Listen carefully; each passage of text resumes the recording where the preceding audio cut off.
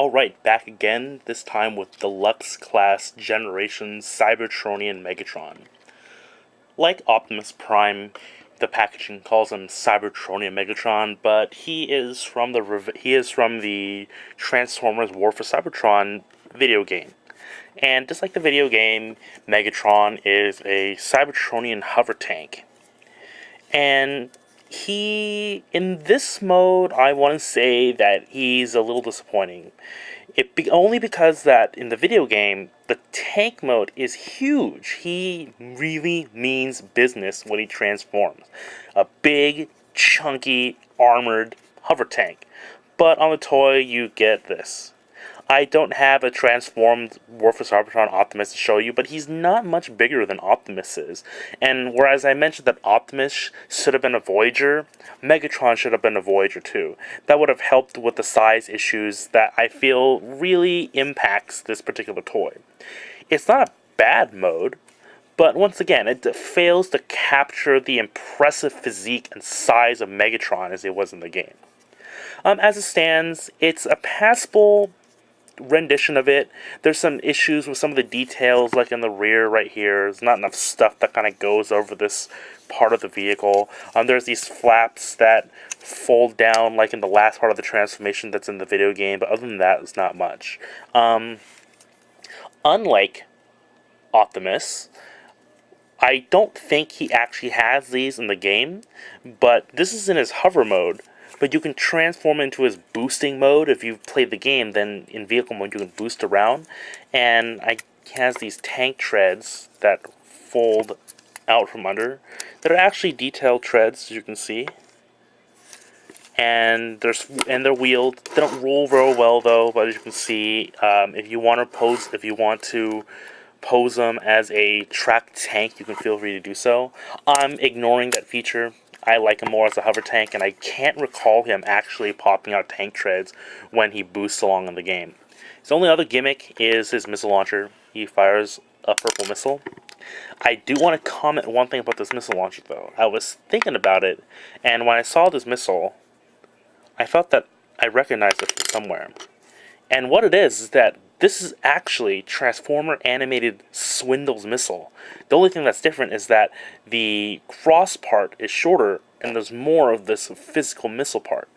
And in fact, the missile launcher, you can see it right here, actually retains the gimmick. You can see this painted part come into view after you press it in. I think it's a little hard to see, but it's there. So, War for Cybertron Megatron's missile launcher is a reskinned version of animated Swindle's missile launcher. I just think that's kind of funny. Unlike Optimus, this is one of the most simple transformations that I've seen for this scale in a long while. And all it takes is just like this. First you pop the gun off.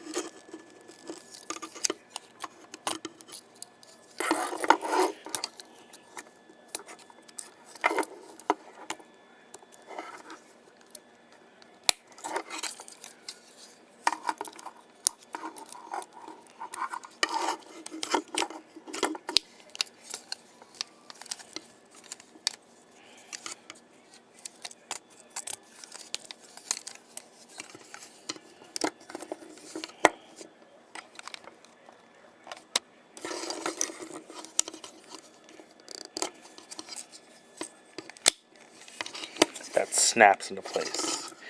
Here is Megatron in all of his glory. Whereas the vehicle mode is a little disappointing, Megatron in his robot mode is amazing. He is very screen accurate to what he looked like in the game, with a really, really nice head sculpt. It does have light piping, but his eyes are painted in, and as you can see right here, the light pipe is purple. It actually works a little bit, then it gives him a purple outline around his red eyes, making him give off a bit of a glow effect.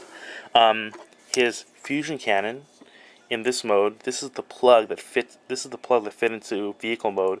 This is the plug that fits into his forearm, and it plugs into either forearm. But if you want to get a little accurate, then it goes on the right here. Megatron is a great looking toy, and this is where I think that you get the figure for. He lacks a little bit in articulation, in that his arms, all they do is like this. Doesn't have a swivel, but the joint, from the transformation joint of the treads, you can make his arms splay out like this a little bit. This arm is a little heavy. The fusion cannon is a little heavy, so it tends to drag the arm down.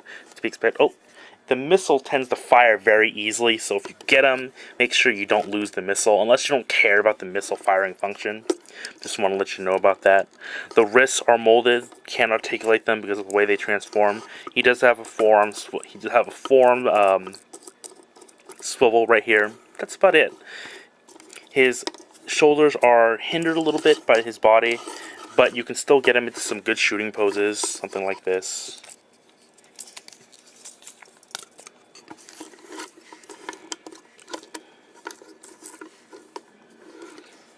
Go like that. And now we know that Megatron means a little bit of business. His legs, however, articulate very well, as you can see. His ankles have this hinge right here. He's got thigh swivel, and he's got a really rather good range of ankle movement up here too.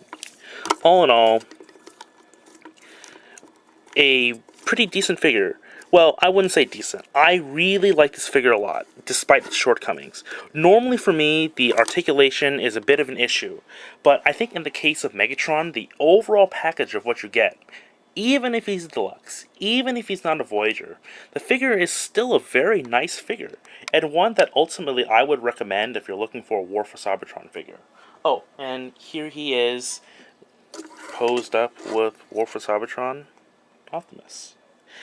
And that's it. My next review is going to be a big one. It's going to be Hunt for the Decepticons Leader Starscream.